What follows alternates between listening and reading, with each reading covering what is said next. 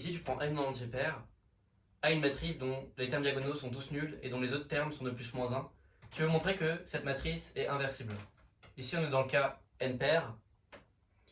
Je crois que ça ne marche pas si n est impair parce que par exemple, si n égale 1, tu peux obtenir la matrice nulle. Je vais pas regarder ce qui se passe si n égale 3. Ici j'ai traité le cas le plus facile de loin. Le cas où on n'a que des 1, à part le 0. Si on nomme J la matrice avec que des 1, on a que cette matrice, c'est J moins l'identité. Et comme je l'écris ici, J est semblable à la matrice avec un n ici et que des 0. Soit parce que, soit c'est un exercice si tu connais pas la réduction. Mais sinon, son noyau est de dimension n-1 et elle a un vecteur propre qui vaut n. Le vecteur colonne avec que des 1. Si tu l'évalues ici, ça fait n fois la somme des colonnes. Ça fait la somme des colonnes, donc ça fait n fois le vecteur. Bon. Donc ici, on a un déterminant qui est moins 1 puissance n-1, n-1, impair. Et le but, ça va être de se ramener à cette situation-là. Moralement, on se doute bien que les plus moins 1 vont pas changer une chose. Ça va être le signe du déterminant, enfin la parité du déterminant. Et donc le but, ça va être de montrer ça. Alors il y a deux manières de le faire. La première manière, c'est de dire que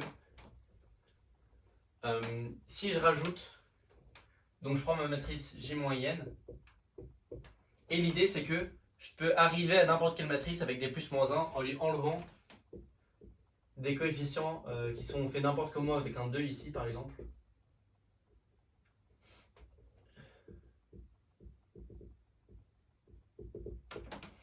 Donc l'idée c'est que si je prends ma matrice avec des 1 ici et que je lui enlève une colonne avec des 0 partout et un 2, je vais pouvoir arriver à obtenir comme ça toutes mes matrices qui ont des plus moins 1 en coefficient. Et c'est facile de voir que quand on développe ce déterminant, le déterminant c'est n linéaire alterné. Sauf que comme c'est une matrice de rang 1 ici, le seul développement de colonne qui va être important, c'est ça va être celui où on prend cette colonne là. Si on prend n'importe quelle autre colonne, ça va faire 0. Donc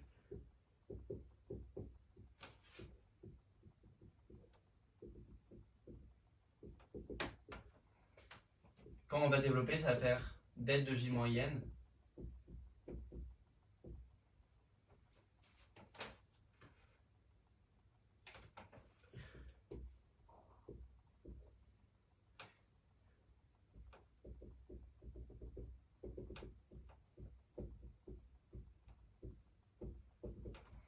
Voilà. Donc ça c'est le déterminant où on a remplacé la IM colonne de J moins l'identité par des 0 et un 2 et des 0. Cette chose-là. Ça on sait que c'est impair.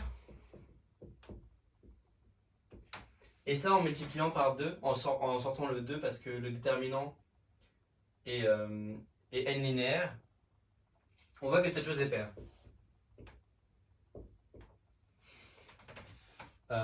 Donc on obtient à nouveau un déterminant impair.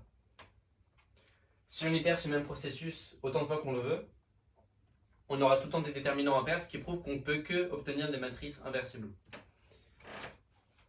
Donc ça c'était la première manière de le voir. Un truc plus parlant peut-être, c'est que si j'ai un anneau avec un morphisme surjectif, un morphisme d'anneau, l'idée c'est que le déterminant c'est un polynôme à coefficient entier, donc il va commuter avec tout morphisme d'anneau. Donc ici on va regarder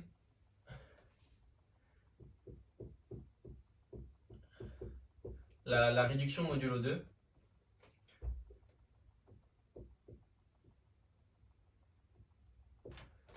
Ça c'est un morphisme d'anneau. Et l'idée c'est que,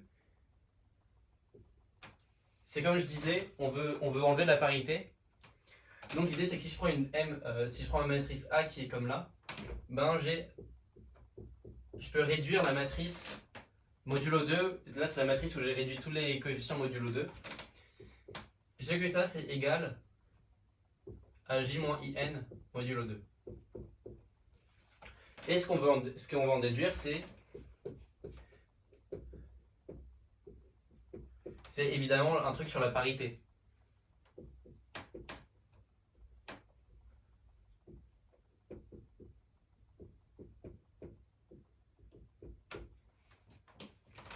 On aimerait avoir ça parce qu'on aurait que le déterminant est impair, donc en particulier non nul. Ben en fait, comme je le disais, c'est un polynôme à coefficient entier. Si tu connais ta formule, ça se voit tout de suite. Donc la réduction modulo 2, quand je réduis la somme, c'est comme la somme des réductions.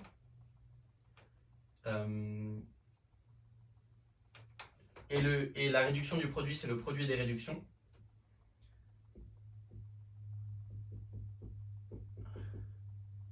Donc en fait, on se retrouve sur cette formule-là.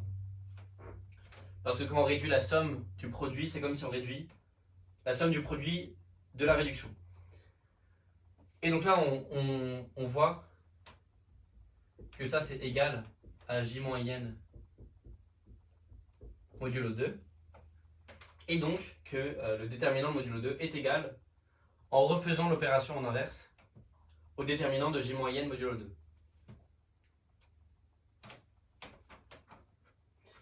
Voilà.